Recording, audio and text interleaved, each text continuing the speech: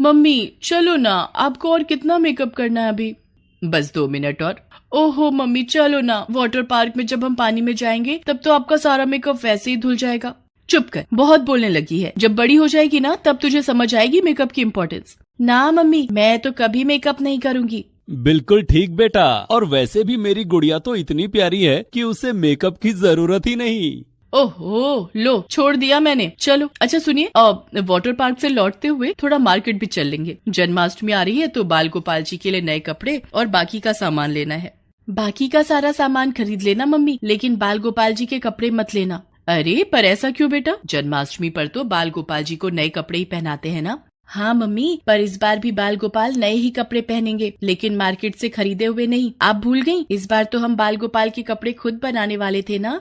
अरे हाँ, ऐसा सोचा तो था, पर बेटा टाइम निकालना थोड़ा मुश्किल है। कुछ मुश्किल नहीं है मम्मी, आप बस मुझे बता देना कि कैसे करना है। कपड़े मैं ही बनाऊंगी। अरे बाबा, जो करना है वो लौट कर लेना। अब चलें। और इसी के साथ मीरा और उसके माता पिता घर से चल पड़े। वो सभी वीकेंड पर वाटर पार्क घूमने जा रहे थे। मीरा बहुत एक्साइटेड थी, लेकिन ये एक्साइटमेंट वाटर पार्क जाने से ज्यादा किसी और बात को लेकर थी। मम्मी देखो, मैं बाल गोपाल जी को अपने साथ ले आई हूँ। हम लौटते हुए मार्केट से इनकी ड्रेस के लिए सब कुछ खरीद लेंगे। हम रेड कलर का कपड़ा खरीदेंगे और उस पर गोल्डन लेस लगाएंगे। और मैंने सोचा है कि मैं बाल गोपाल जी के लिए मोतियों की माला भी अपने हाथों से बनाऊंगी, तो उसके लिए कलरफुल मोती भी ले लेंगे। और हाँ, बाल गोपाल जी के लिए नई बांसुरी और मोर पंख भी तो चाहिए होंगे ना। हाँ हाँ, सब लेंगे बेटा, पर अभी तुम ये सब क्यों सोच रही हो? हम वाटर पार्क जा रहे हैं, तुम वहाँ जाने के लिए एक्साइटेड नहीं हो क्या? ऐसे नहीं है पापा, लेकिन बाल गोपाल जी का बर्थडे आ रहा है और वो तो सबसे इम्पोर्टेंट है ना। चलो भाई, आ गए वाटर पार्क। तुम दोनों गेट की तरफ चलो, मैं जल्दी से टिकट्स लेकर आता हूँ। मीरा ने अपनी फैमिली के साथ वाटर पार्क में खूब एंजॉय किया और फिर कुछ देर बाद, मम्मी वो देखो, वो आपकी फेवरेट राइड है ना, चलो अब उसी पर चलते हैं। नहीं बेटा, वहाँ बच्चों को नहीं ले जा सकते, तो रहने दो उसे। लेकिन मम्मी आपको तो उस पर जाना था ना। ऐसा करो, आप दोनों वो राइड ले आओ, मैं यहीं पर आपका वेट कर लूंगी। नहीं बेटा, हम तुम्हें यहाँ अकेले नहीं छोड़ सकते। मैं अकेली कहाँ हूँ मम्मी, मेरे बाल गोपाल तो है मेरे साथ। कविता, जब यहाँ आई ही है तो फिर दिल खोल कर मजे कर लो, फिर ना जाने कब मौका मिले। अच्छा ठीक है, पर मीरा तुम यहीं पर रहना, हमारे ठीक सामने। यहाँ से कहीं मत जाना तुम, ओके? हाँ मम्मी, आप जाओ पापा के साथ। इसके बाद कविता और सुनील राइड के लिए चले गए और मीरा वहीं पड़ी एक बेंच पर बैठकर अपने बाल गोपाल को निहारने लगी। उसे इस बात का जरा भी अंदाजा नहीं था कि अगले ही पल सब कुछ बदलने वाला था। सुनील और कविता एक बहुत ही बड़े झूले पर राइड ले रहे थे, जिसका संतुलन अचानक ही बिगड़ गया। झूला काफी जोर से हिलने लगा। उस वक्त सुनील और कविता काफी ऊंचाई पर थे, जहाँ से वो सीधे जमीन पर आ गिरे। मीरा को जब तक इस सब का पता चला, सब कुछ खत्म हो चुका था। उसके मम्मी पापा का साथ उससे हमेशा के लिए छूट चुका था। एक ही पल में मीरा अनाथ हो चुकी थी। इस हादसे के बाद पुलिस ने मीरा को उसके चाचा चाची के सुपुर्द कर दिया और यहीं से मीरा के लिए मुश्किलों का दौर शुरू हो गया। ए महारानी, सारा दिन ऐसे ही बैठी रहेगी या कुछ काम भी करेगी? मैं तो तंग आ गई हूँ इस आलसी लड़की से। जाकर रसोई में सारे बर्तन धो और फिर हम सबके बिस्तर भी लगा। चल उठ जल्दी से। हाँ चाची, मैं करती हूँ। अब चाची, जन्माष्टमी आने वाली है। तो तुझे उससे क्या करना है? मम्मी और मैं बाल गोपाल जी के लिए नए कपड़े बनाने वाले थे अपने हाथों से। हाँ तो अब ना तो तेरी मम्मी जिंदा है और ना ही मेरे पास इतना फालतू टाइम है, समझी? काम से बचने के बहाने मत बना और जाकर वो कर जो कहा मैंने। मीरा का घर और बाकी सब कुछ उसके चाचा यानी सुनील के छोटे भाई ने हथिया लिया, लेकिन फिर भी वो और उसकी पत्नी मीरा से बिल्कुल भी अच्छा व्यवहार नहीं करते थे। मीरा उनके लिए एक नौकरानी से बढ़कर और कुछ नहीं थी। मासूम मीरा ने सब कुछ बर्दाश्त किया, लेकिन अपने बाल गोपाल के लिए उसे कुछ तो करना ही था।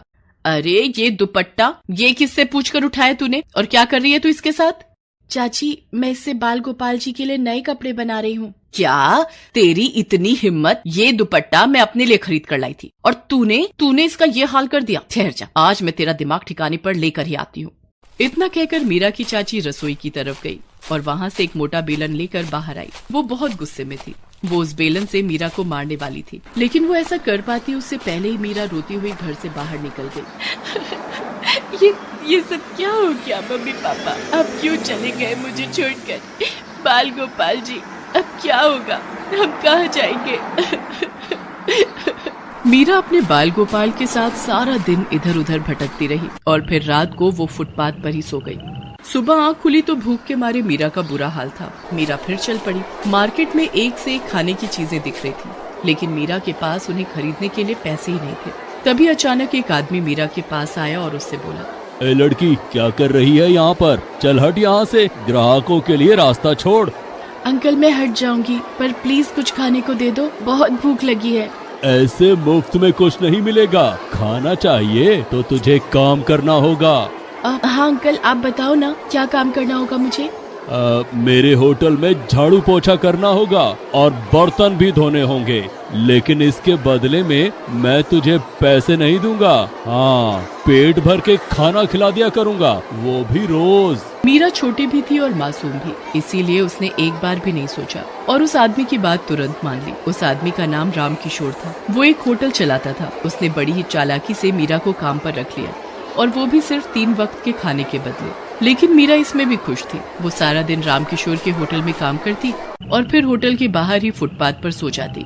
इतने मुश्किल हालात में भी मीरा ने बाल गोपाल का साथ नहीं छोड़ा और बाल गोपाल ने भी मीरा को थामे रखा।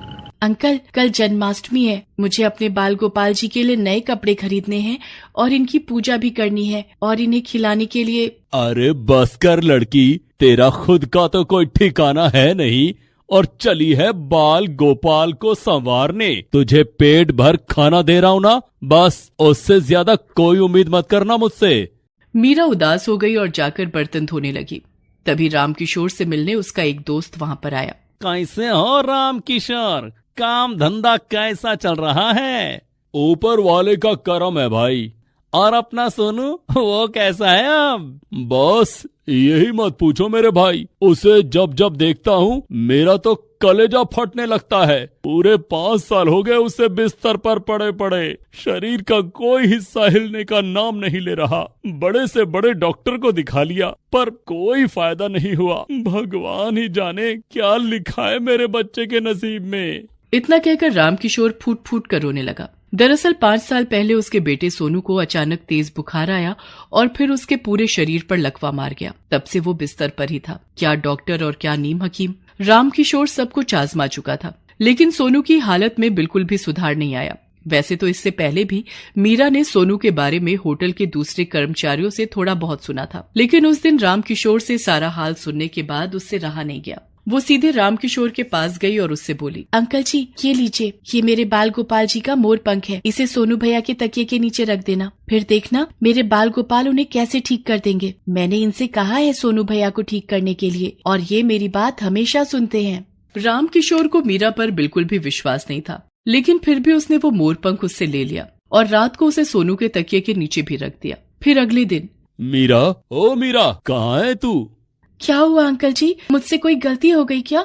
गलती नहीं मेरी बच्ची, तूने तो वो कर दिखाया जिसकी मैंने उम्मीद ही छोड़ दी थी। इतना कहकर रामकिशोर ने मीरा को गले से लगा लिया। तभी पीछे से सोनू वहाँ आया। उसे अपने पैरों पर खड़ा देखकर वहाँ हर कोई चौंक गया। सुशीला, देखो यही है वो जिसने हमारे बच्चे को फिर से हमें लौटा दिया।